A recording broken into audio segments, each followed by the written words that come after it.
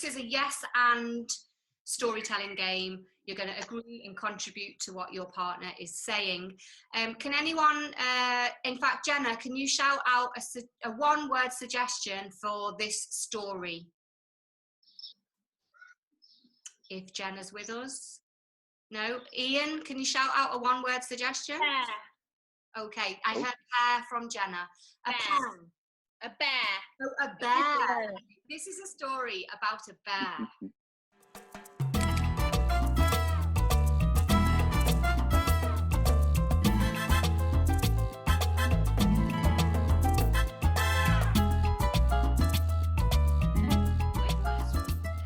Mum's charging me £35 a week.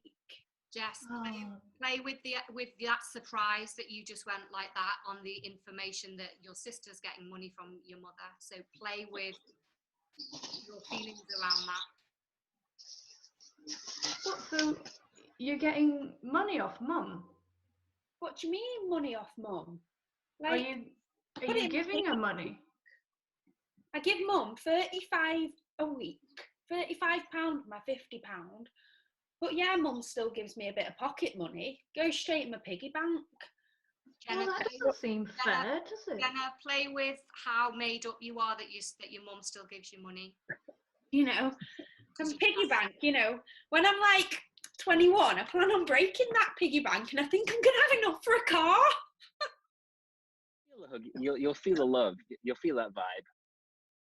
Jenna, go deep into his relationship with her stepmom.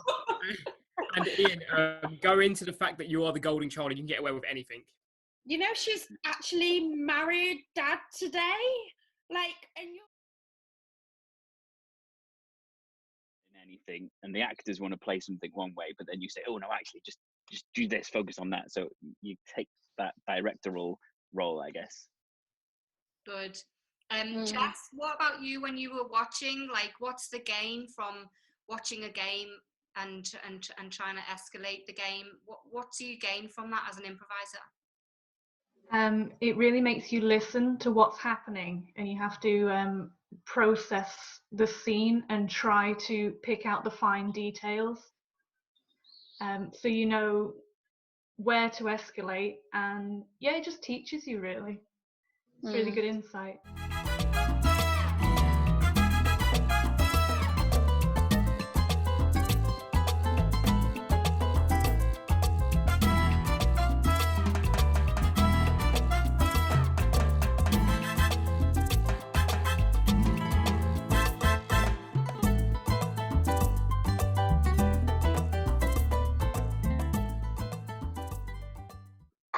Ladies and gentlemen, this is your captain speaking. The flight to Nince is just about to take off, so buckle up.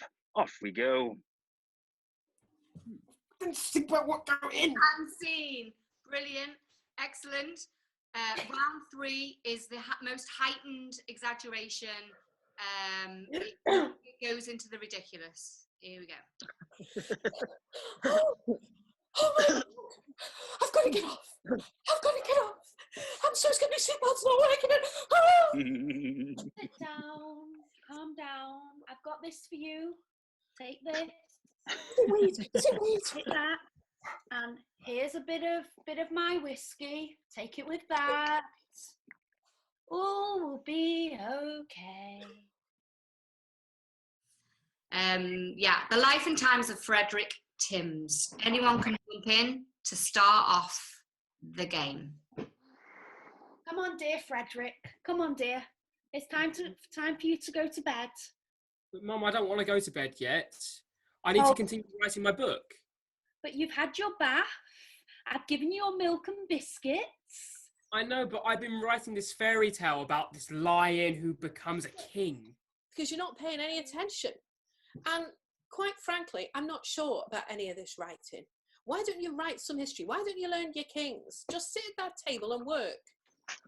Frederick Timms, this is Sarah King from New York Times. How does it feel to be a best-selling author?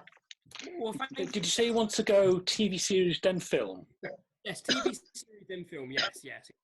Okay, so Obviously, I have quite a good few connections. Okay. The last scene, somebody else jump on, is the very last day of Frederick's life. Oh. Hey, Freddie, it's me, David Benioff. I know it's probably not the greatest time to be telling you this, but I'm delighted to have the rights to your entire back catalog. That can't be right. I would never give you the right to the caterpillar who could swim, the worm out of the ground, and the lion who became king.